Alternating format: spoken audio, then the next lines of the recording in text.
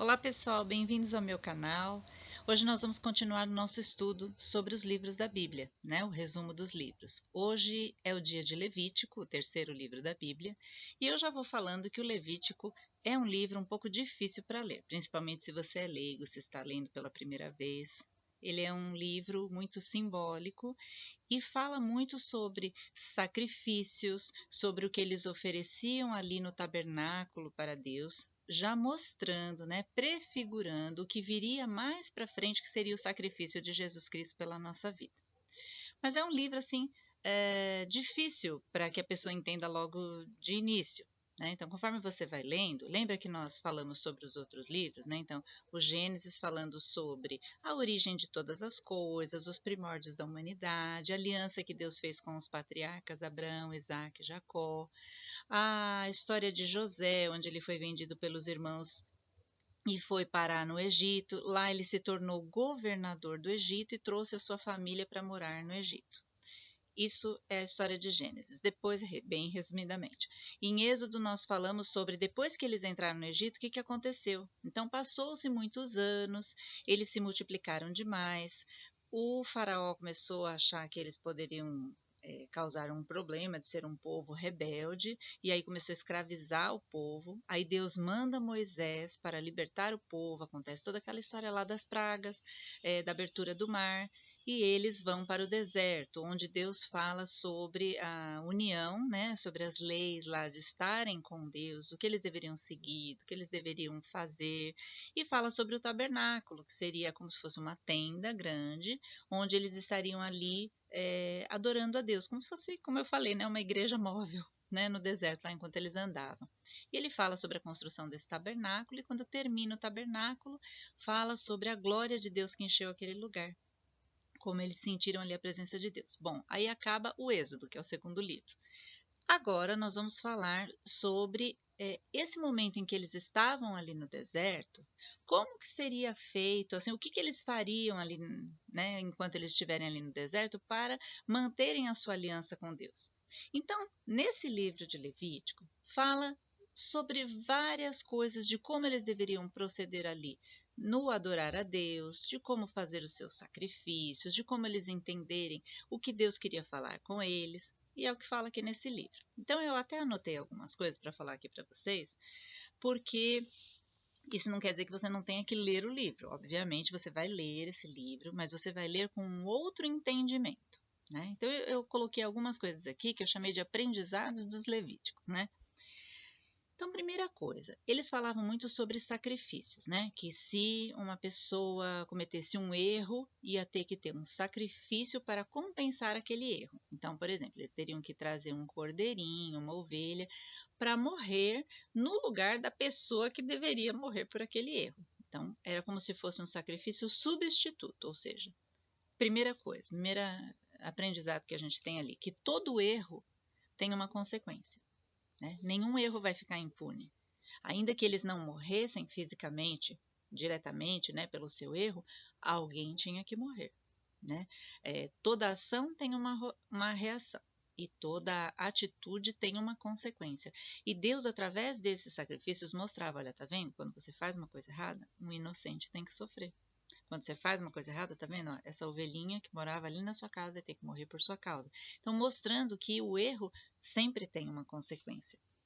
A segunda coisa, ele fala que era para entregar para Deus animais sem defeito. Não podia, nesse sacrifício, não poderia ser animais que tivessem, por exemplo, uma pata machucada, ou que ele tivesse sarna, ou que ele tivesse algum berne, né? Nada assim que fosse defeituoso no animal poderia ser aceito, só animais perfeitos. Olha só, mas você vai falar assim, por que Deus é preconceituoso? Não, porque Deus ali estava mostrando e estava prefigurando, né, que apenas alguém sem erro, sem defeito, poderia morrer por alguém que tinha defeito. Olha só, quem é aquele que morreu, né, e que não tinha defeito, que não tinha pecado, que não tinha erro, e que morreu por quem tinha defeitos? Né? Isso aí já está mostrando, né, para eles que teria que vir um cordeiro, né, que não tivesse defeito nenhum, que não tivesse erro, para morrer por aquele que tinha. isso nada mais é do que Jesus. Só que aqui é muito tempo antes de Jesus, né? É mais ou menos 1500 anos antes de Jesus vir. Então, olha como ele já prefigurava para uma coisa que ia acontecer lá na frente. Então, apenas um sem defeito poderia pagar o preço de um com defeito ou com erro. Terceira coisa, existia uma diferença aqui entre os pecados. Por exemplo, ele fala sobre pecados voluntários e pecados involuntários. Então, existem aqueles erros que eles cometiam sem querer, tá? Estava andando lá com a carroça, de repente, o boi saiu correndo e matou uma pessoa, pisoteou uma pessoa e morreu. Não foi porque a pessoa quis, né? Foi um erro que aconteceu, mas não foi devido, não foi voluntariamente. Então, isso tinha uma consequência. Quando a pessoa ia e matava porque queria, aí já era outra consequência. Então, aqui vai mostrando a diferença, né, dos sacrifícios e das consequências que acontecia quando era um pecado involuntário e quando era um voluntário, mostrando que a nossa intenção tem diferença para o Senhor. Depois, eu já falei isso, né? Se a pessoa não ia morrer pelo pecado, então um animal inocente tinha que morrer no seu lugar. Ele fala também nesse livro sobre vários tipos de animais que as pessoas podiam comer e que não podiam comer. Então fala lá, uma lista de animais que você pode se alimentar e outra que não. Aí você fala, por que Deus fez isso? Né? Por que podia comer de uns e não de outros? Né? Por que eles não comem carne de porco, por exemplo? Né? Você sabe que judeu não come carne de porco, né? Por causa dessa lei, assim, que tinha não só o porco, mas vários outros animais aqui. Veja, Deus no deserto tinha que preservar aquele povo, para que ele pudesse chegar à terra prometida que ele tinha feito para eles, né? A promessa que ele tinha feito para eles. E para passar por esse deserto, ele tinha que preservar a saúde desse povo, tinha que preservar o pensamento desse povo, preservar as condições para que eles chegassem até o local determinado. E eu, como médica, tenho uma visão bastante diferente de Levíticos quando eu vi, porque eu percebi o seguinte: todos os animais que Deus fala que era para eles não comerem são animais que causam doenças. Olha como Deus teve todo o cuidado ali de falar para eles, né? Olha, não comam desse animal. Eles achavam aquilo meio místico, não posso comer desse animal. Mas na verdade Deus estava falando porque aquele animal ia trazer problema para eles, né? Então, por exemplo, o morcego, né, que a gente sabe que pode dar uma doença, né, através de parasitas que existem dentro dele, protozoários, né? Por exemplo, lagartos que têm alguns venenos, né, lagartixas, tal. Ele fala interessante aqui que insetos não era para comer, a não ser aqueles que tivessem a perna de trás maior que a perna da frente. Por exemplo, grilo, gafanhoto, esses podia comer. E você sabe que o grilo e o gafanhoto tem uma concentração de proteína muito alta. E, inclusive, por exemplo, quando a gente foi fazer uma viagem missionária para o Camboja, eles comiam lá tanto grilo frito, gente. Eu não comi, porque nem boi eu como, né? Eu sou vegetariana, quanto mais grilo. Mas esse pessoal comia lá que nem se fosse tipo um camarão, sabe? E comia grilo frito. Então, o grilo e o gafanhoto são insetos que eles poderiam comer, vamos supor, no deserto. Os outros insetos não poderiam, porque poderia trazer algumas doenças. Deus não fala assim exatamente, olha, qual doença vai trazer. Ele só falava, não come desses assim. Aí ele fala, por exemplo, de animais que têm a pata fendida, né? E os que não têm. Então, por exemplo, aqueles que têm a pata fendida, eles poderiam comer, por exemplo, o carneiro, a ovelha, o bode. Mas os que não têm a pata fendida, e de repente um outro animal lá que poderia causar um problema, né? Então eles não deveriam comer. Por exemplo, no mar, os que têm escamas, eles poderiam comer, os que não tivessem escama não podiam comer. Então, depois analisando todos esses animais, a gente sabe que esses que Deus falou que não era para comer, justamente os que traziam doenças. Olha que interessante como Deus, né, preservou esse povo no deserto. Depois, ele fala também sobre imundícias, né? Assim, por exemplo, que uma mulher, no momento em que ela estivesse na época de fluxo menstrual ou no parto, que ela era considerada, entre aspas, para eles, imunda. Então, por exemplo, ela não poderia ter uma relação sexual enquanto ela estivesse no período de fluxo, ou depois do parto, ou logo depois do parto. E você fala assim, nossa, mas por que isso, né? Que preconceito é esse? né? Por que não poderia? Na verdade, veja bem, mais uma vez a minha visão como médica, né? Quando a pessoa tem a menstruação, ela está com os vasos ali rompidos, certo? Do endométrio, ou, por exemplo, no parto, a pessoa teve o parto, então teve ali a saída da placenta, com aquele todo o sangue. Ali é uma porta de entrada para bactérias. Então, se a pessoa, por exemplo, for contaminada com alguma bactéria, né, numa relação sexual, tal, lembrem-se que no deserto não tinha hospital, não tinha, né, farmácia para comprar remédio, nada disso. Deus tinha que preservar o povo ali.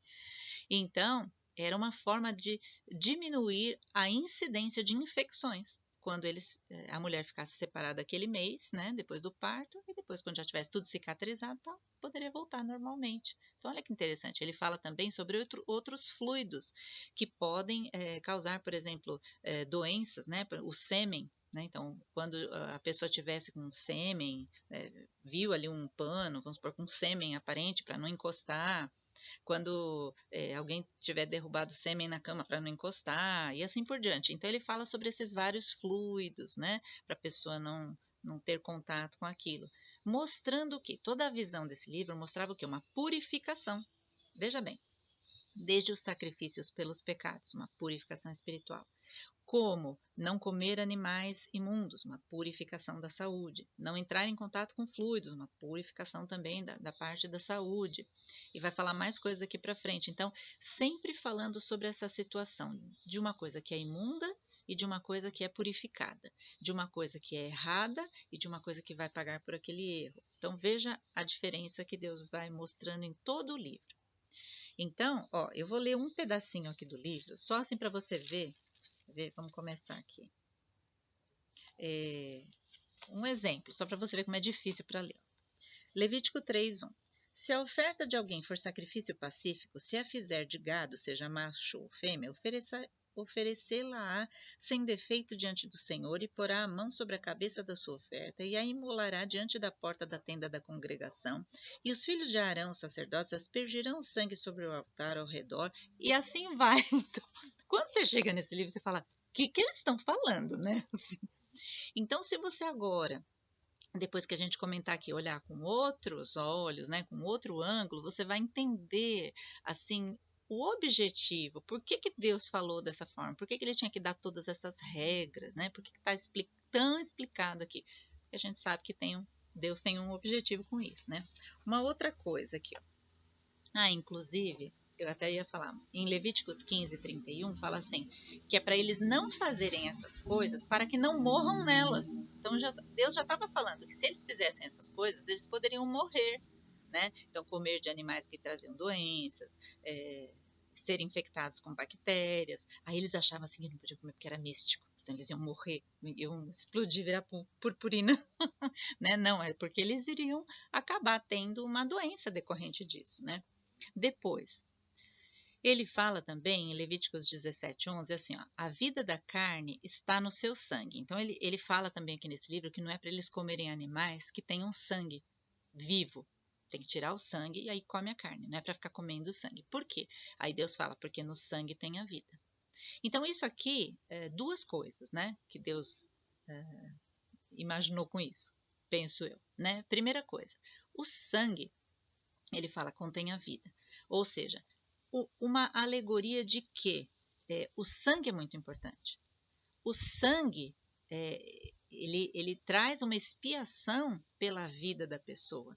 O sangue, ele simboliza, né, a salvação daquela pessoa. Né? Um cordeiro morrer e aquele sangue cair, significa que ele morreu para salvar aquela outra pessoa do erro dela, né? Então, o sangue correspondendo à vida vai mostrar lá na frente, prefigura lá na frente, quando Jesus morrer por nós, e o sangue de Jesus vai ser derramado por todo o pecado do ser humano. Olha que interessante. Então, daí ele já mostrava ali a importância do sangue. Ele vai preparando ali o espírito dos hebreus, ele vai preparando ali, né, o pensamento das pessoas para que lá na frente ele possa apresentar Jesus como o Cordeiro de Deus que tira o pecado do mundo, né? Muito legal essa parte. Depois, e outra coisa é que o sangue também, ele poderia conter parasitas e as pessoas serem infectadas ali, né, com isso. Outra coisa que ele fala, né? ele fala sobre o preço da salvação. Então, por exemplo, uma pessoa que é escrava, como que ela pode ser remida? Então, aqui era uma esperança para aqueles que eram escravos, eles não iam ser para sempre escravos, mas existia uma forma dela ser remida, dela ser liberta. Então, tinha várias leizinhas ali que Deus fala, dizendo, olha, se a pessoa tiver um parente próximo, e esse parente próximo der... remir, né? Pode ir lá resgatar aquela pessoa para ela, então ela pode ser liberta. Então, teria que ser um parente, né? A mesma coisa prefigurando sobre Jesus, que lá na frente alguém que ia ser o nosso parente, ou seja, alguém que ia ser um ser humano, ia vir aqui para poder resgatar a nossa vida, ele tinha que ser um ser humano. Jesus é o próprio Deus encarnado, né? Então Deus teria que se transformar no ser humano para poder tirar, porque tinha que ser parente, na lei do remidor. E ele vai falando sobre isso, e aí eles eram libertos. Então achei também muito interessante isso, prefigurando ele também. O livro inteiro fala, na verdade, sobre Jesus, sem falar o nome de Jesus, e muito tempo antes de Jesus nascer. Depois eu achei também interessante que ele fala assim: olha, se a pessoa que for fazer o sacrifício da ovelha não tiver posses, ela pode fazer de uma pombinha.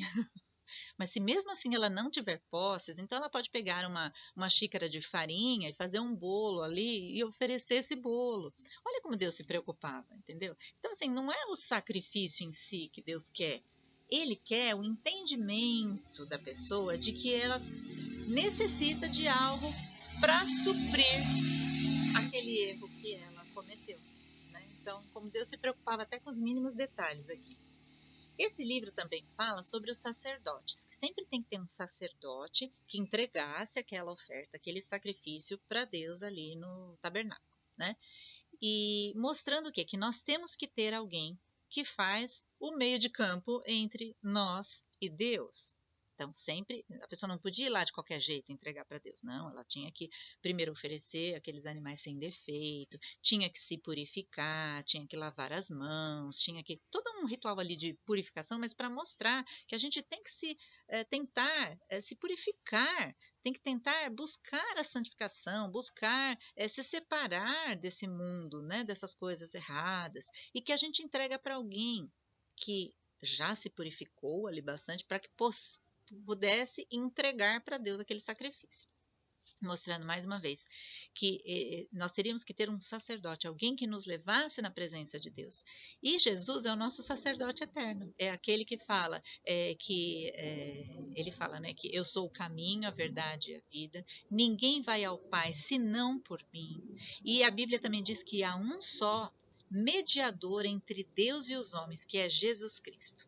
Olha que interessante, ele é o nosso sacerdote eterno. Depois fala sobre uniões abomináveis. Então, por exemplo, ele fala ali que tinha situações que Deus abominava, que Deus não gostava, que Deus não permitiria que eles fizessem essas uniões. Então, fala lá, por exemplo, a pessoa ter relação com o pai, ou com a mãe, ou com madrasta, irmão, netos, tias, noras, cunhadas, ali dentro do âmbito familiar. Porque além de ter problemas emocionais ali dos relacionamentos, né? Porque é uma coisa assim próxima ali, né? Como que vai ter relacionamento com o pai, com a mãe, né? Onde está o respeito, né? Pelos pais, etc., ou pelos familiares que moravam ali na sua casa. Também para evitar problemas genéticos, né? Porque a gente sabe que quando se casa muito entre irmãos, pode ter problemas genéticos advindo disso. A gente, como médico, sabe disso. Então, Deus já estava ali pensando lá na frente, né?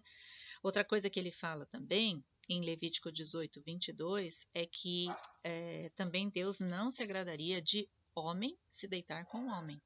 Eu sei que existe uma grande, né, discussão hoje em dia a respeito disso, né, sobre preconceitos. Mas o que eu tenho a dizer aqui é o seguinte: nós temos que amar as pessoas, elas sejam como elas sejam. O amor cabe a nós. Agora, a palavra de Deus diz que isso não é adequado, né? A gente tem que falar o que a palavra de Deus diz. A palavra de Deus diz que isso não é adequado. E aí Deus vai trabalhar no coração de cada um, mas nem por isso nós temos que maltratar, nós temos que ter preconceito, ou tratar de forma diferente, ou acusar a pessoa. Não, aquele é um ser humano que Deus ama de qualquer forma. Mas a Bíblia diz aqui em Levítico, se quiser ler, né, 18, 22, que... Vamos ler aqui? Deixa eu pegar. Levítico 18, 22, diz assim, ó. Ele está falando ali das uniões, né, que não pode se unir com pai, com mãe, com não sei quem. Aí depois fala assim, ó, com homem não te deitarás como se fosse mulher, é abominação. Aí depois ele fala que também não deitará com animal, então sexo com animais, que é no versículo 23, também está errado. E aí ele vai falando várias coisas assim sobre essas uniões. É o que está aqui. Estamos falando sobre o livro, estou falando o que o livro diz. Ok? Depois ele fala, um pouco mais para frente, a repetição de várias leis morais. Então, por exemplo, não matar, não adulterar, não cobiçar o que é do próximo, respeitar o que é do vizinho, tratar o estrangeiro como se fosse da própria terra, ou seja, não ter ali diferença entre as pessoas, que a mesma lei que servia para um servia para o outro.